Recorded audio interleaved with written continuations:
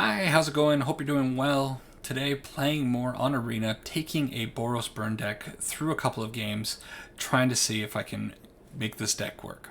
Before I get into that, just want to thank everybody for watching the videos over the last couple of weeks and subscribing and all the comments. Had a really great comment yesterday that was wonderful to see.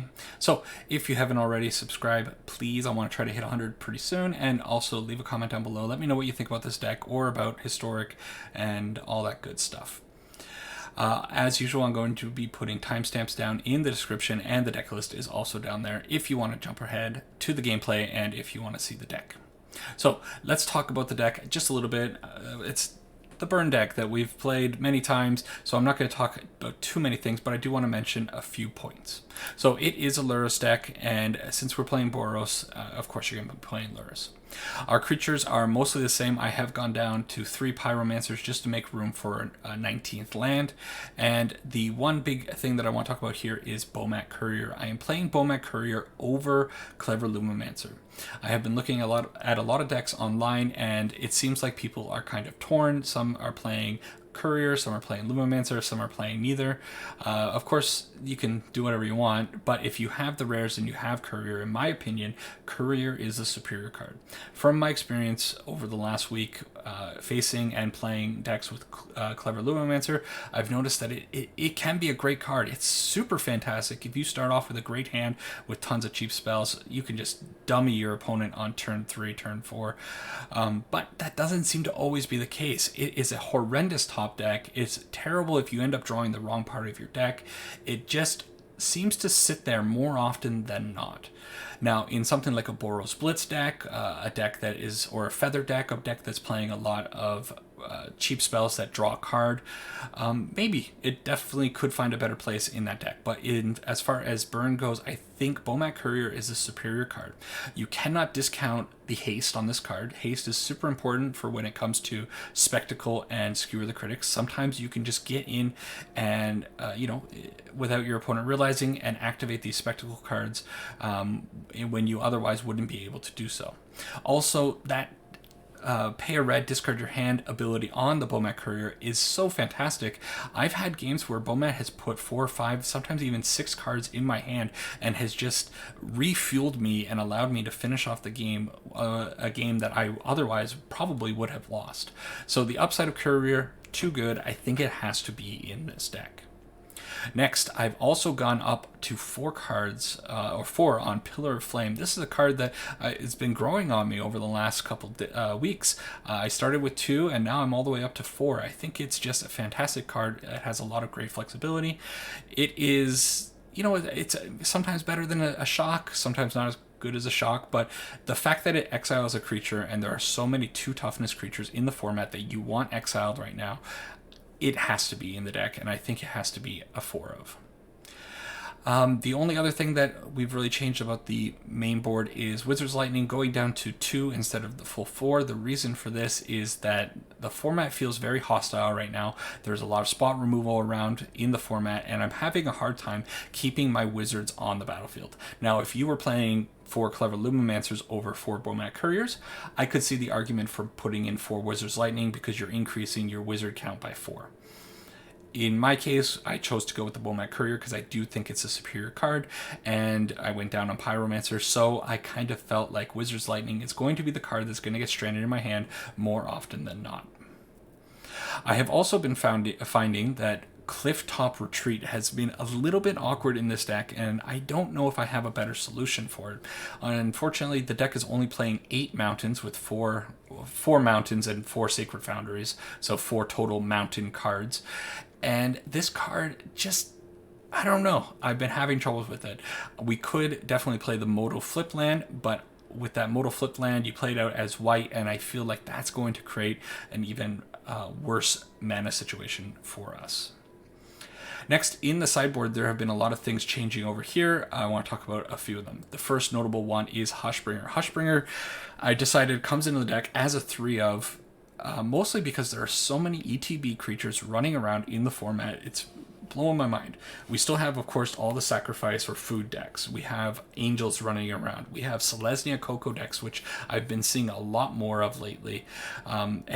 Basically any deck that's playing Collected Company is going to be playing 3 CMC creatures that have great ETBs. And then the Tainted Pact combo with Thassa's Oracle is growing in popularity. It has a very successful win rate, and I think more and more people are going to be picking up that deck to climb on the ladder. So Hushbringer in the sideboard seems like a really good option since we are in white. Declaration Stone is also another card that I think is going to become a mainstay in Boros Burn, mostly because there are a lot of fatties in the format that we just can't deal with. Things like Elder Gargaroth are impossible to get rid of. I have to really waste 2 spells and 2 of our better spells, if we're fortunate enough to even have them in hand, just to get rid of it. So something like a Declaration in Stone, when we're matched up against those monstrous 5-6 CMC creatures usually, I think it's really worth having it in the deck. And then the last card I want to talk about is Rip Apart.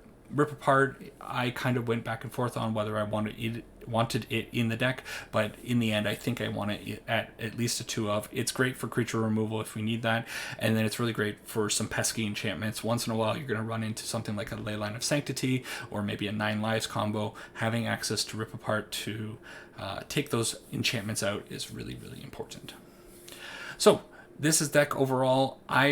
Like I said, been having a little bit of a hard time with it. I think the meta is not very friendly toward Burn at the moment, but we're going to try it. Mostly because I really like Burn, and I'm sure you're like me, you also really like Burn, so you want to also see how it goes. I'm going to jump into some games and hope we get a little lucky, I guess. See you there. Alright, Boros Burn, the non-budget version of it. Hopefully we can make something happen.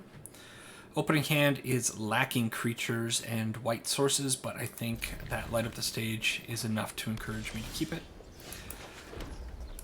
Okay, opponent opens with a Courtyard, kind of making me think they're on like a Shram Auras deck, so these shocks can really come in handy. That's a little unfortunate. Hopefully they value our removal spells more than that Light Up the Stage. Here I'm going to hover over Wizard's Lightning, see if I can entice them to take it. This one. Certainly they're going to take the Light Up the Stage. Yeah, they do. Every single time. So they at least did 2 damage to themselves, helping us out ever so slightly. But definitely going to need to find a creature. Alright. Now I could fling off Shock and Skewer the Critics this turn, but I honestly think I'm really afraid of them loading up a Shram or something else, and I definitely got to take care of that first. In this case, I will Shock the Elite Spellbinder, sure, and I imagine they're going to take a Shock, maybe the Skewer, but I think a Shock. Elite Spellbinder. After playing that Coco deck that came out in the last video, my opinion of this card has skyrocketed. I knew it was really good, and I expected good things from it, but does it ever feel really great in Historic? Another friend has been playing it a lot and seeing quite a bit of success with the Elite Spellbinder. They did end up taking a Shock, so that's okay for me. Well, we find a Soulscar Mage, not bad. I think I'm just going to play that out and hold off on our spells for a little bit longer. Not really sure what the opponent's up to playing Orzhov with the Elite Spellbinder. This is new territory for me. That's the other problem that's going on right now, is the format is all over the place, and it seems like every game I play is something radically new. It's very little consistency throughout my days when I'm playing on Arena. Hopefully the format settles down a little bit more, mostly because cards like Meddling Mage and Silver Quill, whatever, are really neat. And they're really hard cards to use when the format is in such imbalance. There, I let the Wizard's Lightning go off, mostly because I don't have another wizard, and that was something I mentioned in the intro. I've been finding it very difficult to deploy cards like that. Well, we're finding lands, but we're not finding the lands we need. just keep taking it slow. Without creatures, our ability to keep forcing the opponent's hand is quite low, and we can't get that repetitive damage source. So I'm not sure how well we're going to wind up. Ranger of Eos, a card I did not know actually existed in Historic. Pretty neat. When it enters the battlefield, you may search a library for up to 2 creature cards with mana value 1 or less, reveal them, and put them into your hand. I think I got to take a look at Ranger of Eos a little bit. They grab a Death Shadow and an Ebonite. Okay. Things just got a little scarier, I think. Well, I'm going to throw off that shock now. Yeah. Well, I don't really know what to say. I think we just keep passing. Maybe I should have thrown a skewer at their face, because we're not going to be doing really much with our mana this turn. Yeah, there's the knight. Unfortunately, the knight is not something that I can kill very easily. Now the knight is something I can kill a little more easily. I do run the risk here of getting blown out, though. Let's go to end step, see what they do.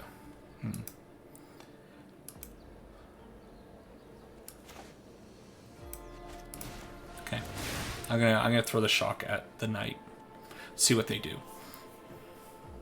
I don't think they can pump and keep it alive. Maybe they can. Pump and kill our Soulscar Mage, rather. Okay, so we get rid of that pesky card. Soulscar Mage's -1/-1s have really been coming in handy for me lately. Super impressed with how that's worked out. So, by not throwing off our spells earlier, I think, you know, getting that little bit of extra damage in with the Soulscar Mage has really helped. Problem now is that Death Shadow is going to come down. It's possible I should have taken them down to 7, but then the Death Shadow would be a 6/6, and that's something we're certainly not dealing with.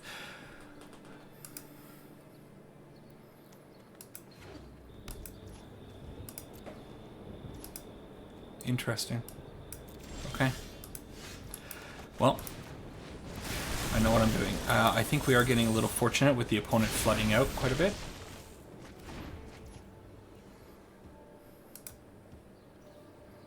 Okay.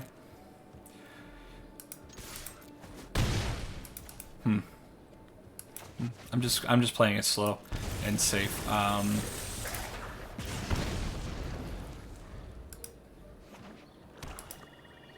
Yeah, it's possible I should have went for the kill there with the skewer the critics, but I feel comfortable right now. Yeah.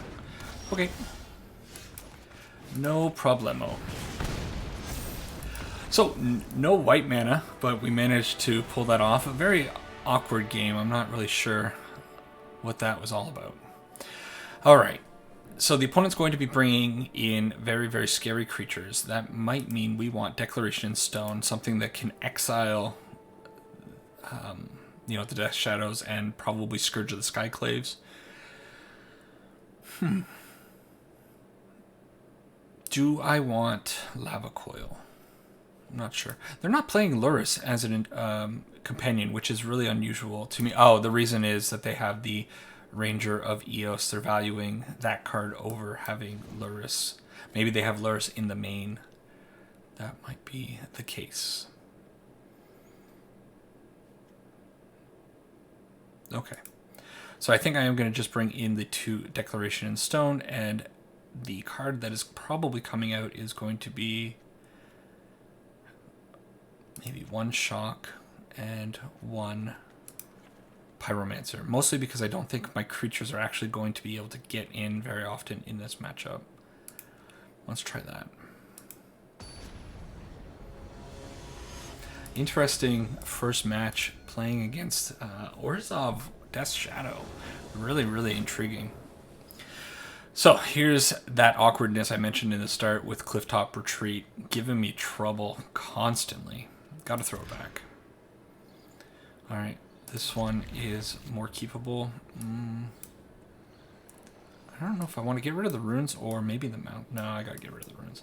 I really like having the Ramen-up runes. I'm really happy I went up to 3. It might be worth it to actually go all 4, simply because that card is always doing good things for us. Now, here's a weird situation. If I keep the Pillar of Flame, I can turn on the Light Up the Stage next turn. If I don't keep it, then I think we're in trouble with the 2 Skewer or Spectacle cards. I still think it's probably worth it to kill this now, just because I have a feeling a Thoughtseize is coming anyways, and they might take the Pillar of Flame. Of course, it being sorcery is the huge downside to that card. Alright. Well, I guess I'll put out this card. Again, another questionable thing. Maybe I should have kept the Pyromancer, so next turn I can Pyromancer plus Light Up the Stage. I'm not going to be blocking here. If they want to pump, that's okay. Take 4, put a +1/+1 on the Knight. Pretty good for them. But now we're in a good spot. So put that on face, kill the Knight. Spectacle. Now we're out of cards though, so this needs to be a really good Spectacle. And it was. Not bad.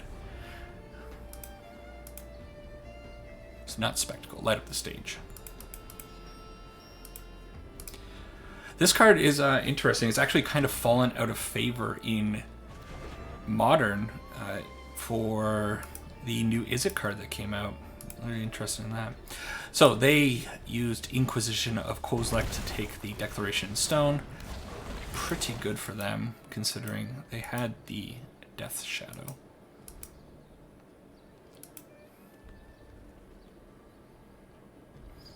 I wonder if they have a way to pump up their Death Shadow. So that's a little unfortunate for us. It's okay. Got to play out both of these.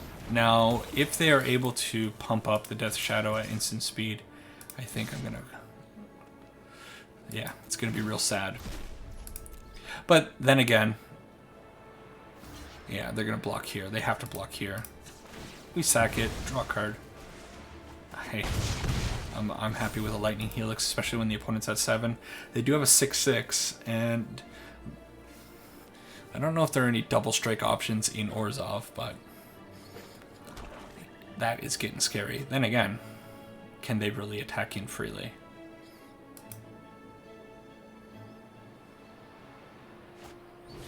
Okay, Blood Chiefs on our poor Lava Runner, and they can't attack in. Declaration of Stone, so clutch there.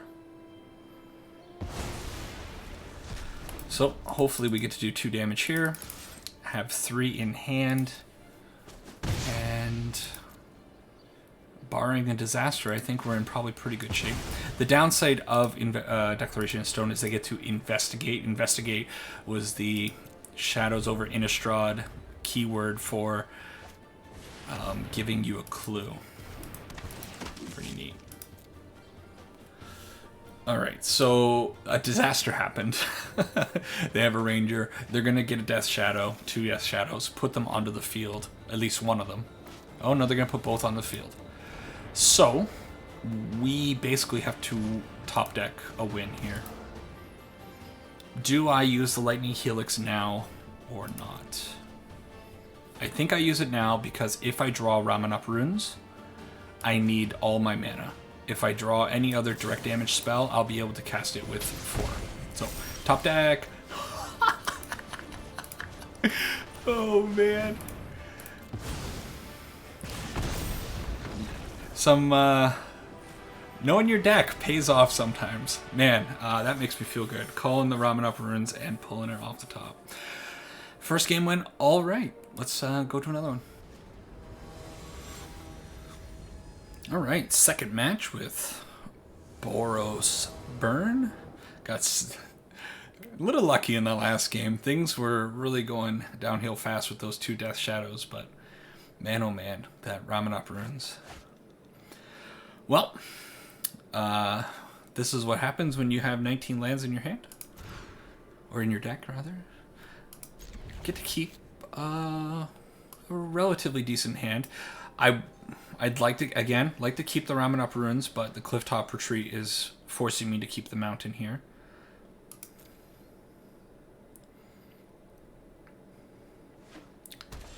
Okay, we find another one. I think I'm going to put out the Bomat. I'm kind of feeling like it's going to get stomped, unfortunately, on my opponent's second turn, but I think I'm going to need to get cards under it and just hope that they don't have any interaction for the Bomat Courier. That is asking a lot. I'm going to hope to entice them with this Lava Runner. Okay, maybe they don't have a turn 2 play. So I talked about Bomat Courier quite a bit in the opening. You know, it's one of those cards that sometimes it doesn't work out. Sometimes it just gets stomped or whatever. But the upside from the Bomat Courier is so huge that I think you can't think what happens if it just gets removed. Or what happens if I lose cards under this. There's a very good chance that I'm going to leave 3 cards or more under this Bomat Courier and it's going to get removed from the board, considering my opponent is playing some kind of sacrifice ping deck. But that's something that's going to happen. The possibility for upside on the Bomat Courier is so much higher than worrying about things like that. This is just one of those cards. I've always been a big fan of it. Ever since it came out in Kaladesh, I remember talking about it. Of course, at that time, everybody was talking about the Rafflecopter, Smuggler's Copter, that is. And, oh, wow.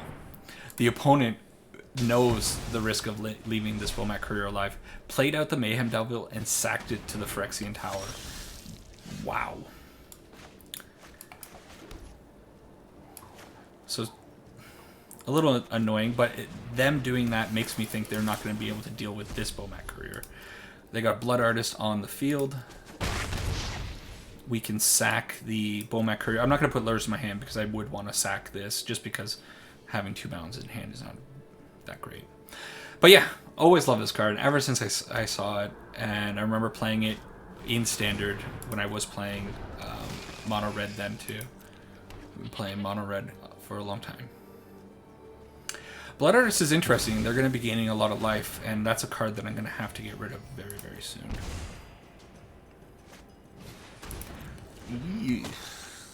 Okay. I don't know. I don't like the way this is looking.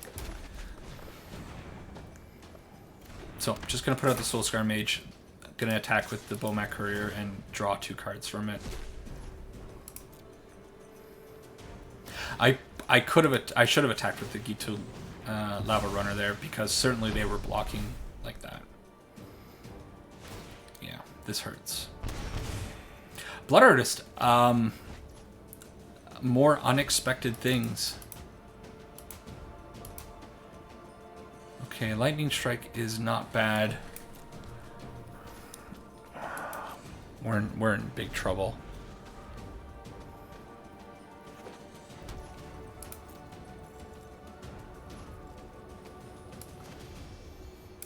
You know what? I'm gonna hold it. Drawing a little poopy. That's okay. So we're gonna put this here. We're gonna put Lurrus in our hand, and then next turn, hopefully, we can play out Lurrus. And never mind, things have just changed dramatically. That was a really good last card for the opponent, and yeah. Now they can sack that, gain 2 life, deal 2 damage to us. Wow, Blood Artist in food decks is nutso.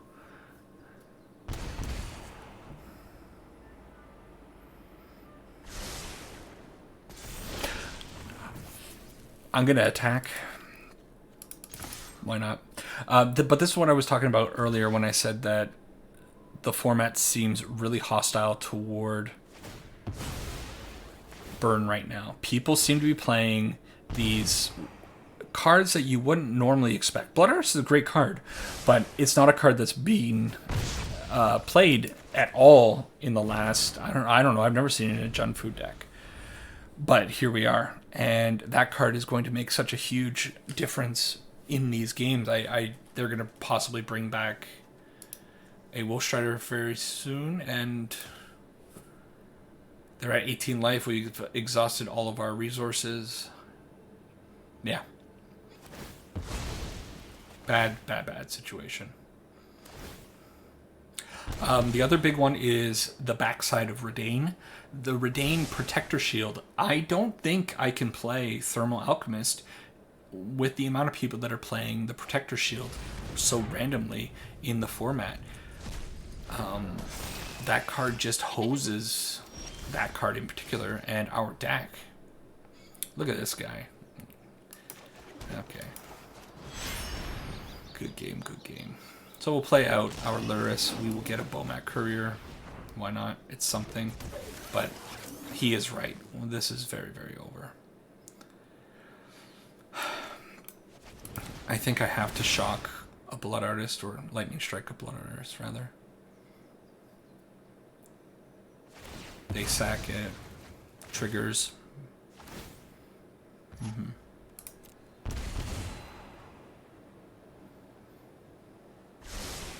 Really only have a few turns. Maybe even one turn left. And I can't attack here. Wow. So the opponent probably, you know, when they had the Mayhem Devil sack to kill that Bomat Courier, I think that really... wow. Really swung the game. Alright. Is there any reason to continue? Oh, wow. Okay. Well, yeah, of course. What am I saying? That wasn't from the hand. They got the Luris. They were able to play the Butters from the graveyard. Insane. No respect, just sacking it right away. Alright. They actually have us on sack damage alone. Okay. Well, if that's the case, maybe it's time for Hushbringer to come in. It's certainly time for Hushbringer to come in. And Grafdigger's Cage? Now, Grafdigger's Cage is a little bit of a nombo with our Luris, but our Luris is, you know, we're not relying on Luris entirely. So, we'll bring in those. I think I'm probably going to cut the Pyromancers, and I kind of feel like I want to cut Wizard's Lightning.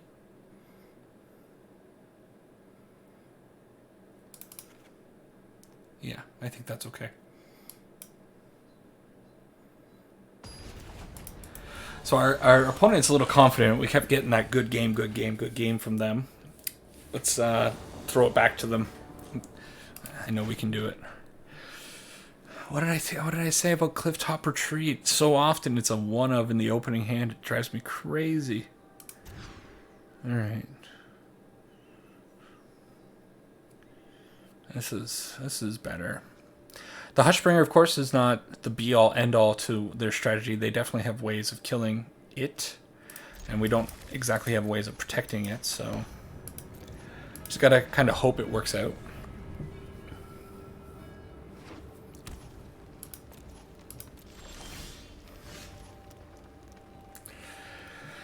I don't know if I just want to throw it out right away. No. It's definitely going to be very vulnerable either way. Okay.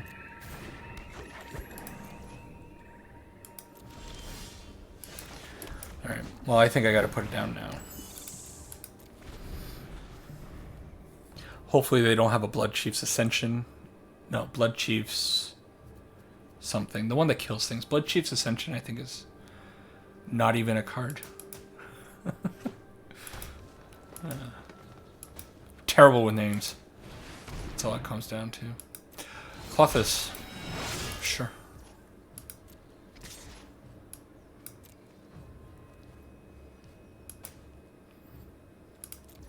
Do I just want to shock it? Yeah. Let's get rid of their ramp. It gives food to Clothis. A little annoying, but I think that's probably okay. I'm going to fire this off, and I'm going to hold the Bomat Courier for now. Next turn, I think I'll deploy it. Opponent's playing something interesting. I really like that. Whatever they've got going on over there.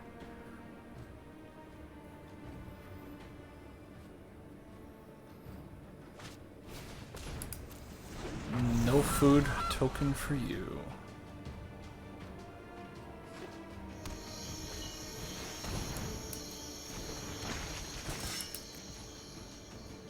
Midnight Ripper doesn't help them.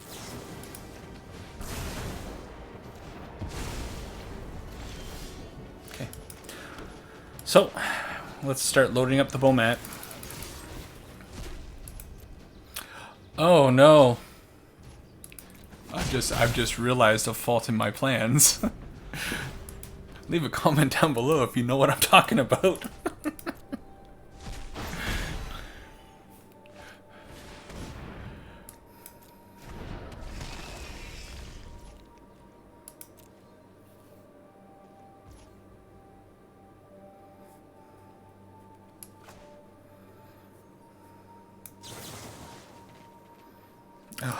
Yeah, let's throw it there.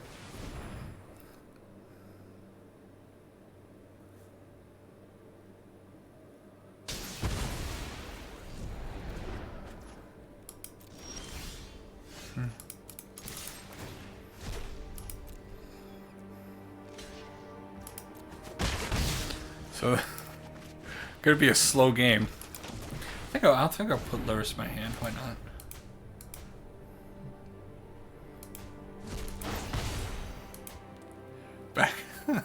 Back to starting life totals.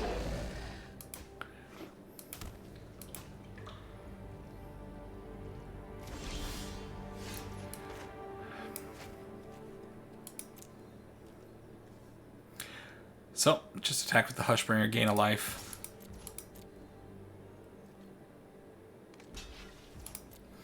Now, yeah, that still works that way. Okay, I have no idea where this game is going. I don't feel good about it. I'm not getting any value on my Luris.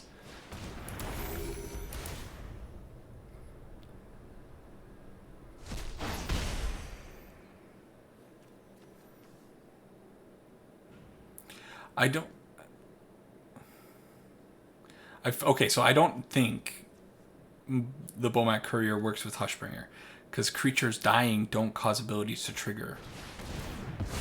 That's an ability, right? But Mayhem Devil sacrificed food, so it's still able to work.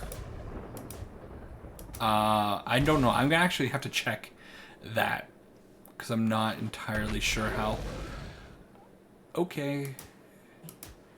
Okay. That's fun. Well, we get that back. You know what? Let's find out. I don't think I get to put this in my hand. Oh, no. No, okay. So, this is kind of for science. I sack that. I don't think that should trigger. Shouldn't it stop it? Alright. Apparently, my inexperience with how that works is a big problem. Sack's a permanent. But it was a creature dying. I don't know. Oh well. Let's see what the opponent's doing. The opponent's doing something cool with Bowls of Citadel. This game has been a flub. Gonna have to check some things on the old Hushbringer. Boom, boom. Look at them go. This is really neat. So if they sacrifice 10 permanents, wow, permanents with this ability, it's going to deal 10 damage to me, and it's going to trigger all the Mayhem Devils for everything. Wow. The opponent can really go off here. A second Citadel, cool. Wow. Your demise won't, as long as we win. I feel like this opponent came ready for the burn matchup.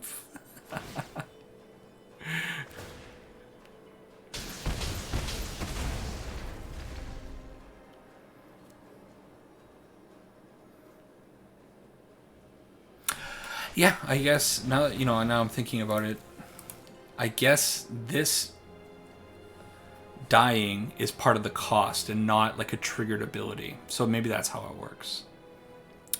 I messed that one up. Live and learn. Boom, look at this. This is so cool. I'm getting messed up by this deck.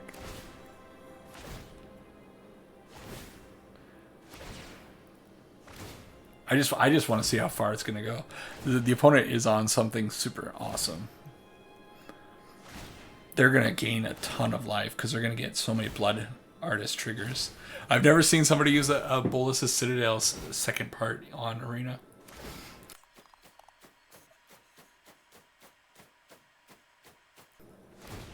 Oh, they're going to have to assign all...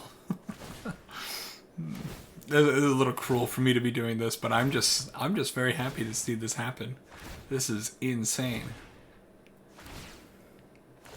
Yeah, I've been playing quite a bit over the last couple weeks, and this is something I've never seen before. This configuration with Bolas' Citadel and Blood Artist. Alright, let's try another game. Alright, so let's try to recover after that one. Saw some cool stuff at the very least, but there was some confusion definitely in Game 2 as far as what Hushbringer would and wouldn't do. I kind of got it in my head that the Bomat Courier ability wouldn't work, and neither would the Mayhem Devil, but those triggers are they're worded a little differently. So, yeah, they're still good. Anyways, opponent playing out a Triumph. Let's play out our Soulscar Mage. Pass it over to the opponent. Okay, opponent didn't have very much to do. Yeah, sure. Get that out. A little unfortunate that I'm missing out on a prowess trigger here, but I think it's probably still better to put this on the face. I imagine I gotta kill the opponent before they get to a point where they can deploy their strategy. Bad things are coming from the opponent's deck. I can already feel it. They opt one to the bottom, and they have the Glacial Fortress, sure. So we'll put that out. Okay, definitely attacking. Now, I don't know if I want to shock or if I want to hold up the Bomat Courier. That's fine. Yeah. I don't mind Lightning Helix being on the top of the deck. Okay, I think I'm going to be prudent and just hold off. I value, I think, these two cards more than the shock, especially knowing that a Lightning Helix is coming. Yeah. So we upgraded our cards a little bit. I'm going to have to fire this off now while I can. Got to expect the opponent to have a lot more interaction, so I'm not sure if I'm even going to be able to get these spells off, but we can be patient. Okay. Try it. Wow.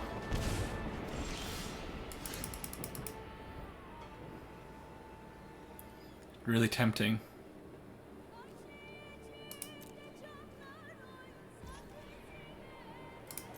I'm going to respect the opponent and hold off. Assume they have something. That's a little annoying. Okay.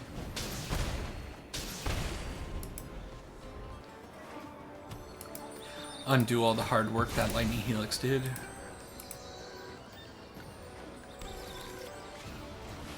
Okay.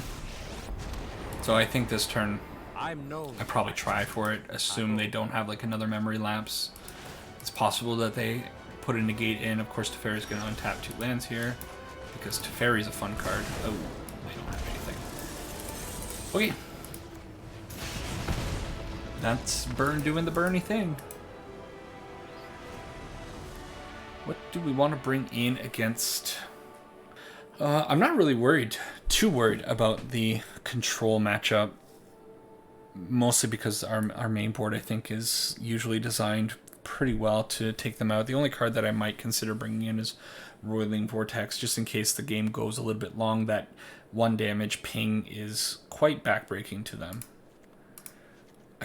I don't know if it's better to bring in the Vortexes over the Pyromancers. I think I'm going to do that. Take out 1 Pillar of Flame and leave in... No, you know what? I'm going to leave in all the Pyromancers. I'm going to take out 2 Pillar of Flames and put in 2 Vortexes. I think probably these will equate to more than 2 damage over the course of the game.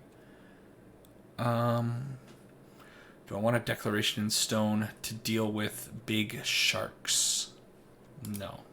I think if they end up getting a shark onto the battlefield, at that size, the game's probably already over. And that's kind of my thought on that.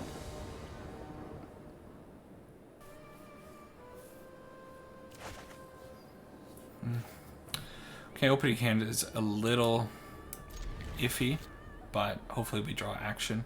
Lead out on the Soulscar Mage. Hopefully it makes it a couple of turns.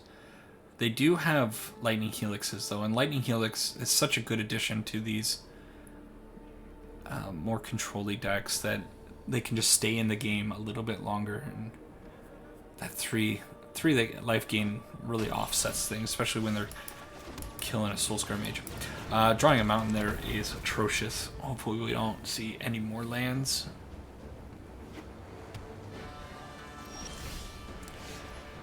That's not bad. I'm just going to put in the Sacred Foundry, attack for 1, hold up the shock. Magnum Opus for the opponent. Okay, so they're doing this nonsense.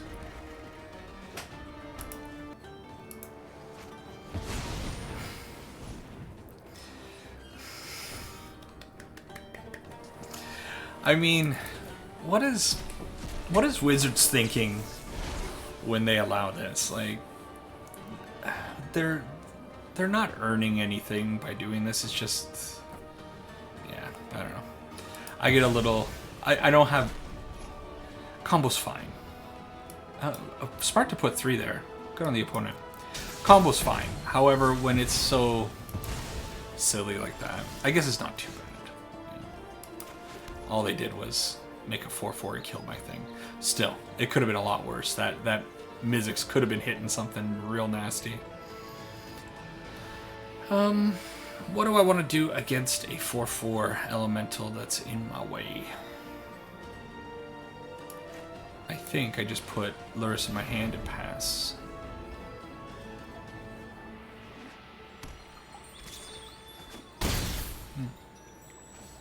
Opponent getting feisty.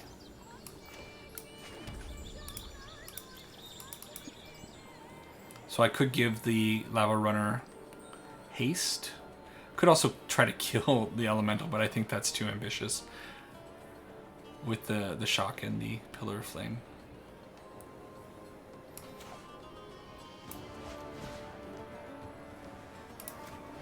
Yeah, let's try this plan.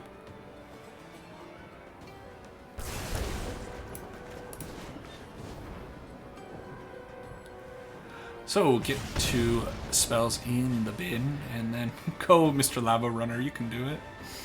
He's probably going to get eaten by a shark.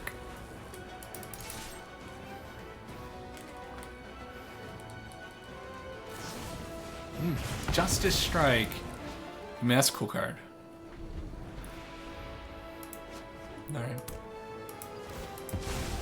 Here comes Teferi. If his deck wasn't already fun enough. Boop, boop, boop. Teferi. If you show remorse, keep up the pace.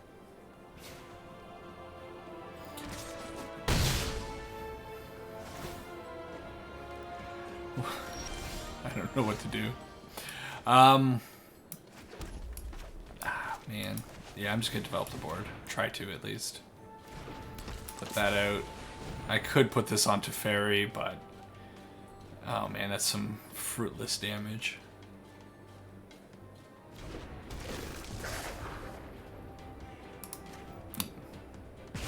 Okay. Yeah, I'd love to know what people think about these Magnum Opus decks, or the more the problem is the Mizzix Mastery deck, because it has such nasty targets to hit. You think this card's sticking around, or is it going to cause too much trouble? I don't know.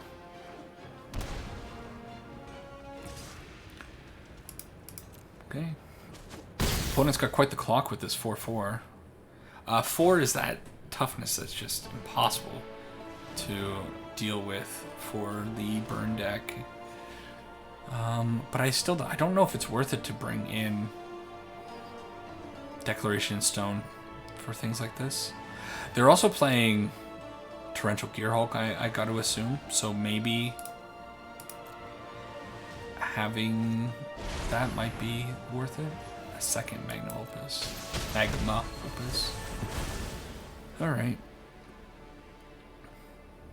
Well, we got dunked on. Getting dunked on a couple of times now. Last game was atrocious, and that one was not very fun. Maybe Deck and Stone comes in. Maybe the Roiling Vortex is too cute. Yeah, maybe. Just to have this as the removal for those nasty things that they're trying to end the game with. We're on the play at least, so maybe we can run them over before they can deploy something like that. That's the only thing I can really hope for.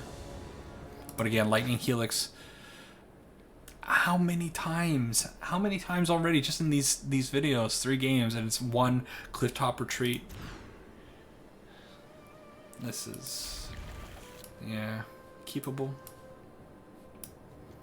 I think I'll do it like that.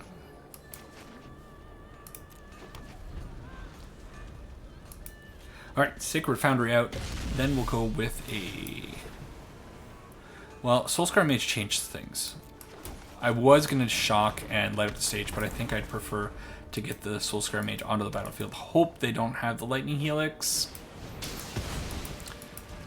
Yeah.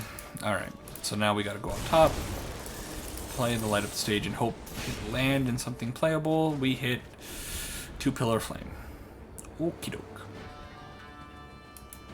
Yeah, usually, a burn deck is going to do fairly well against a control-esque deck like this, but I just feel like we don't quite have enough early game to be like a modern burn deck that can get in fast enough. And these decks are no joke. These control decks can really fire off a lot of answers quickly. So we throw out the Pillar of Flames because they were going to disappear anyways. Miss our 3rd land drop yet again. And yeah. That's an awkward position. Okay.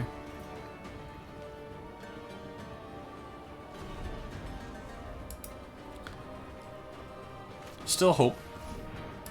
Still a little hope.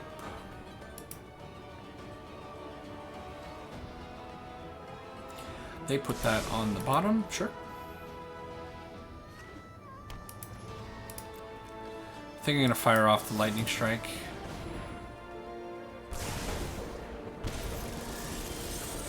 Okay. Shoot. Okay. This is risky, but I think I have to try. I feel like they have an absorb or a counter for the light up the stage. They don't. Okie doke. Well, Lightning Helix and Lightning Strike are alright, but we definitely need a 4th land.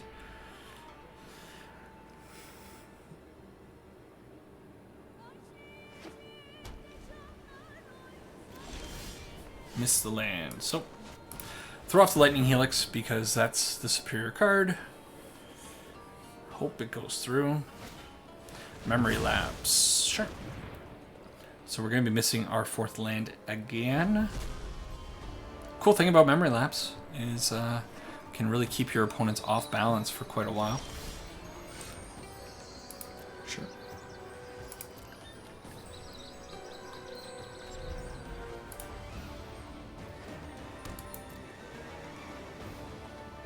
pretty crazy that so many of these cards were just printed, and that's what made this deck. It's almost entirely new, which is great. You know, it keeps not modern, historic fresh, but you know, there's a danger to printing like that because you want your eternal formats to have some kind of stability to them. You don't want people always feeling like they have to buy new cards constantly. But I mean, Wizards probably does want that.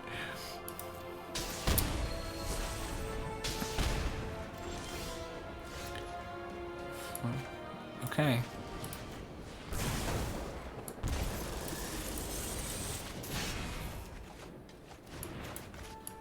So you're telling me there's a chance.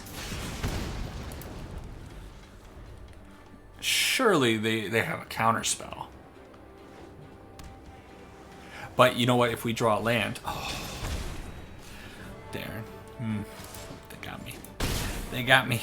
I was gonna say if we draw a land, Ramen Up Runes is something they can't counter. Oh boy, go Gitu Lava Runner. Go boy. Alright. Well, we may as well use that while we can, and I think I'll probably toss the deck on to this guy. And we're only at 12 life, 3-turn clock is pretty annoying, so. And, oh, so I should mention Declaration Stone, if you're not familiar with that card.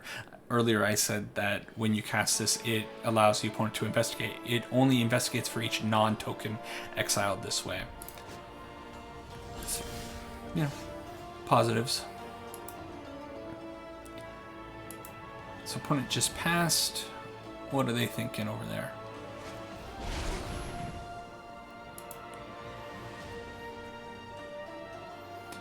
I can only do that as a sorcery. Wow, another Magma Opus, that's backbreaking. Okay. Well, the opponent did a fantastic job holding on. Not a whole lot we can do about that. Played all the cards that we had.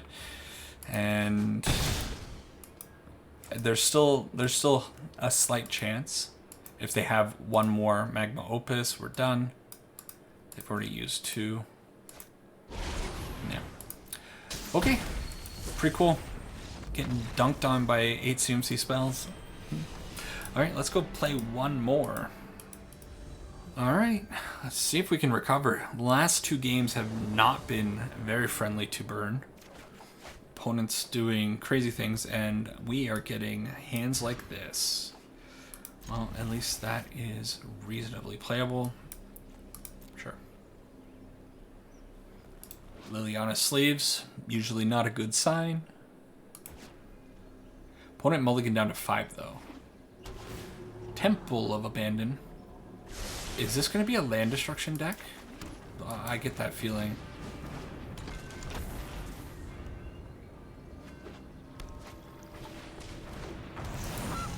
I still have that land destruction feeling.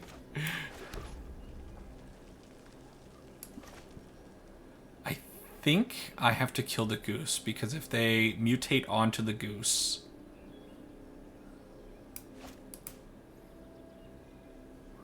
Yeah.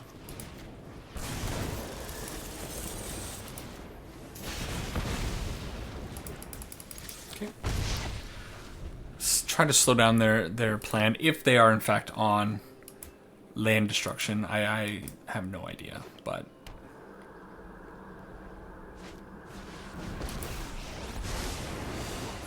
Right into that nature flows with vigor. Okay.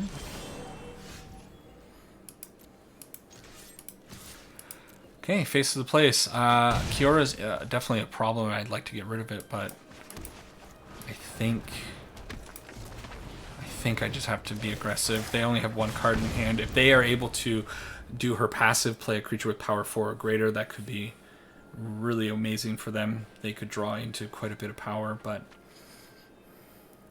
again, no idea what the opponent's up to.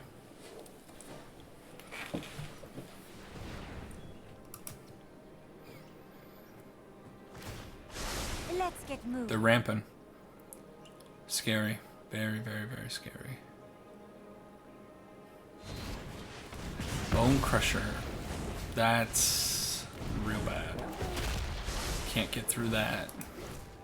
And it activated the ability there. Draw a card. Okay.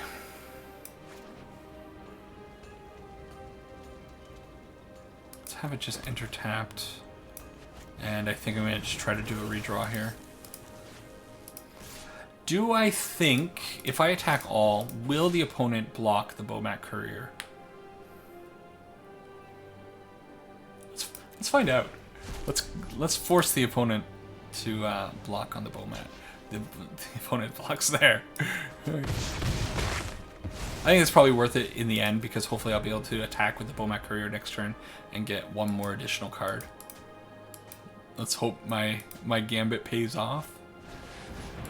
Ooh. So -3 on the Bomat. You want to go, tough guy? Suddenly things have not worked out. Oh. Oh. Okay. Oh, yep. You're flammable. Sure. So I think, well, obviously we're going to have to get to a win through direct damage spells. Need to find a little bit of firepower. But you know what? The opponent attacking there is very good for me. Because now I can attack freely. That's fine. The more cards I can put on under Bomat, the better. That being said, they are not technically at 8 life. They are only currently at 8 life. The potential is there to grow. Food tokens are awfully cool little resource. I remember when food first came out with Oko, people were, before they had realized how busted Oko was, the idea of food tokens really hosing burn decks kind of passively was very fun for me. And I mean, it still absolutely exists.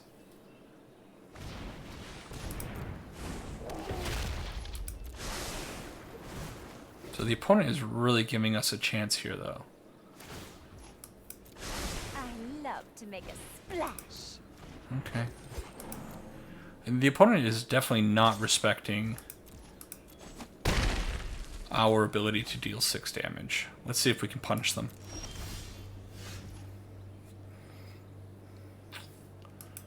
That's the first step to punishing them.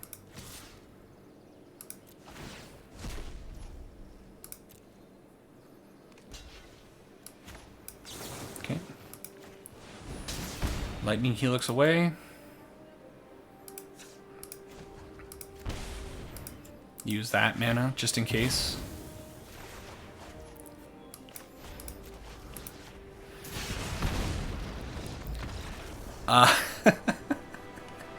So the opponent, you know, using the mana to put out the secondary elf, it definitely wasn't worth it. When they untapped the Llanowar elf, they technically had the ability to crack one of these food by, you know, creating a mana with the Gilded Goose and using the untapped elf. Got a little lucky there with the opponent helping us out ever so slightly. Helping us out. I think my Canadian came out there for a minute. So, what do I want to bring in? I'm kind of feeling like Rip Apart might not be the worst thing to add. I really don't know what the opponent's doing. If they're playing just like a cruel okay stuff instead of cruel good stuff. Yeah, I'm a little confused. Hushbringer's probably not beneficial. Rest in peace. I don't think they're going to do any graveyard shenanigans. Lava Coil is probably maybe okay. I'm kind of thinking the Rip Apart. Yeah, I want the Rip Aparts over the Pillar of Flame, simply because I think they're going to have more creatures at 3 toughness than 2 toughness. And I think I'm going to be overly cautious and bring in the 2 Declaration in Stone, because it's a Gruul deck. They might have things like Greater Gargaroth or Questing Beast, which are very hard to deal with. For us, I gotta make 2 more cuts. Probably the Lava Runners. Actually, 2 Lava Runners. Because I don't think they're going to be getting in very often. At least with the Pyromancer, it's 2 damage directly to the face. Gotta love when a match just works out like that. I've said it before, if you watch my other Burn videos, Burn is going to feel like a deck that you are always top decking with, but that's just the nature of the deck. You have to get to a point where you're using all of your mana effectively, and you know that last little bit of mana is what's going to carry you over the line. That's how it works. I don't know if I should fear the goose. I think I'm afraid of a turn to Stone Rain, so I'm going to shock the goose. Bolt the bird, very common expression. I think shock the goose is just as valuable. Okay. Opponent shocking in there, probably representing a stomp. So I'm going to put out the Pyromancer because I don't mind it getting taken. Aether Gust, okay. I'm going to put the Pyromancer on top simply because next turn Pyromancer plus Light Up the Stage is pretty good. Temple of Abandon. Yeah.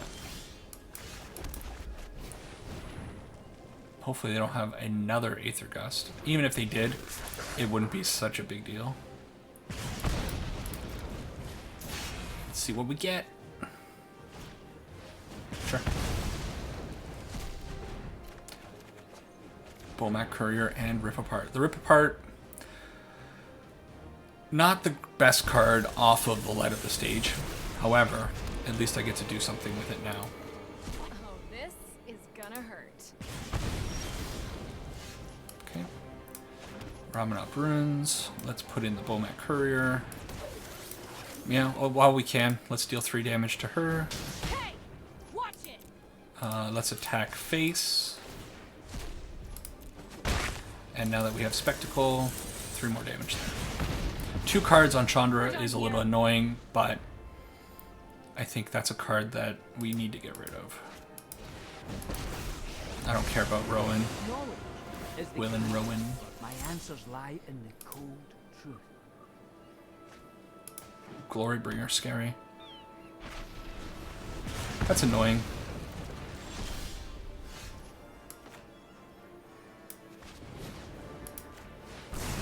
Let's see what we get off of this Light Up the Stage. Oh. Oh. So the opponent needs a draw here. Of course, they are technically at 11. I was taught today, actually, it just happened today, that food tokens exist and they are to be respected. It's a... Oh, so good, opponent. Okay. Well, that sucks, but we can definitely go here. And I think I probably send the other Lightning Bolt at the face at this point. They can use it to go back, the food token to go back up to 5 life, but I think probably that's where I'm at. That was a good draw for them. What is the ultimate? I should read this. Draw 4 cards. When you do, the Royal Silence deal damage to any target equal to the number of cards in your hand. Okay. Ashen Drywalk is something truly spectacular.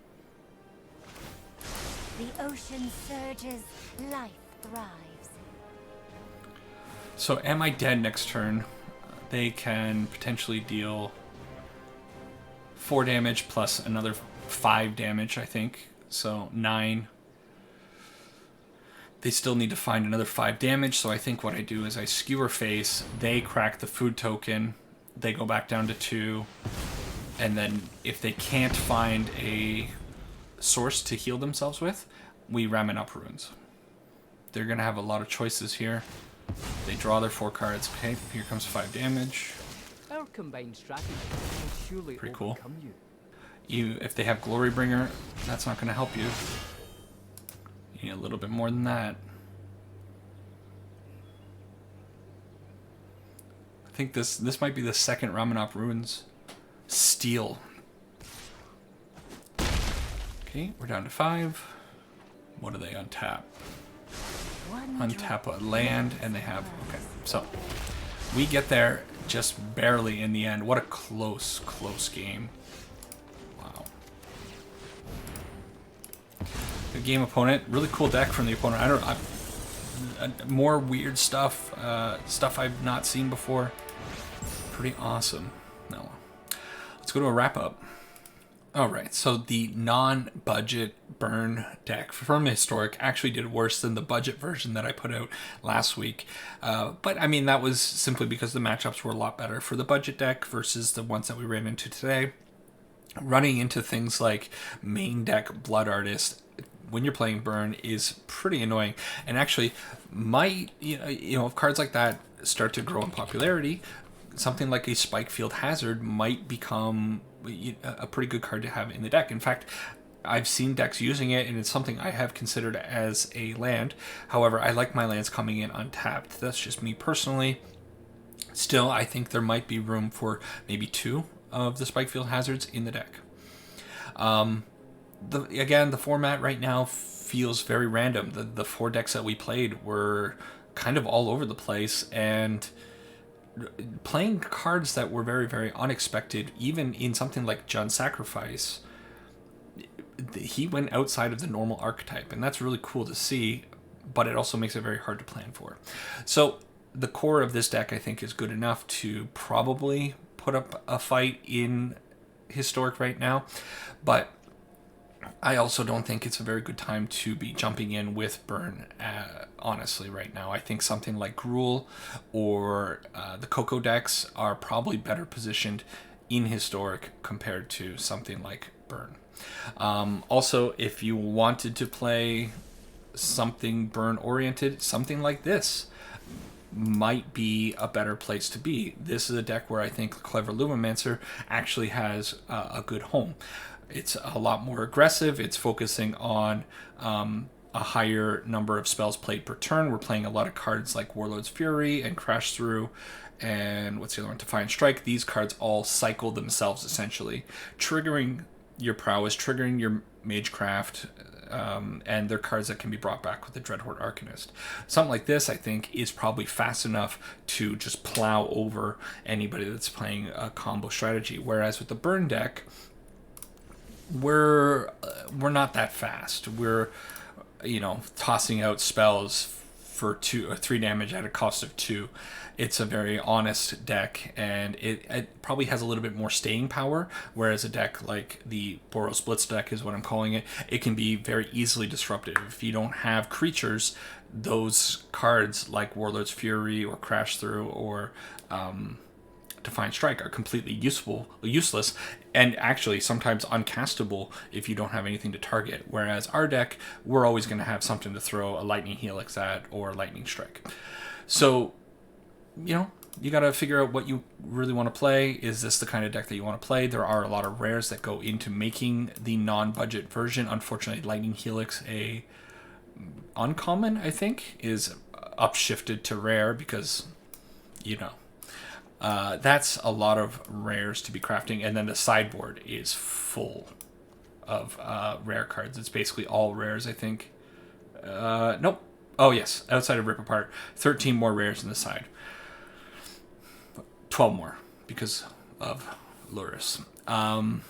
Yeah, maybe a little hard to sell some people on. Anyways, that's the deck. Thanks for making it this far. Let me know what you think about Burn in Historic. Have you been playing Burn? Have you had more success with it these days? Or have you been running into similar problems that I have been? Thanks for watching until now, and take care for now. Bye-bye.